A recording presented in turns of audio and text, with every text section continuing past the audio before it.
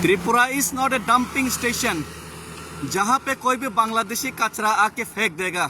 बांग्लादेश का कोई भी गंदगी त्रिपुरा में फेंक देगा डस्टबिन समझ के, गार्बेज समझ के। ये हम लोग नहीं सहन कर सकता। और जब तक त्रिपुरा का भूमिपुत्रों को उनका राइट्स नहीं मिलेगा तब तक हमारा लड़ाई और संग्राम जारी रहेगा।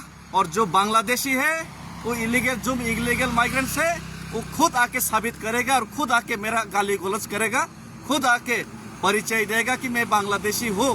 मैं तो किसी को चोर नहीं बोला, घर में चोर घुसा ये बोला, लेकिन जो चोर है खुद आके बोलेगा घबराहट में कि मैं तो चोर नहीं हूँ। तो जो इलीगल माइग्रेंट बांग्लादेशी है वो खुद आके ये सब बात मेरा विरोध करेगा, सामने आके वो खुद बांग्लादेशी परिचय करेगा। तो कोई एनआरसी का ज़रूरत भी नहीं, कोई आइडेंटिफिकेशन का ज़रूरत नहीं, वो लोग खुद आके परिचय करेगा। तो इंडियन गवर्नमेंट ऑफ इंडिया, आप लोग खुले आंखों से ये देख रहे हैं।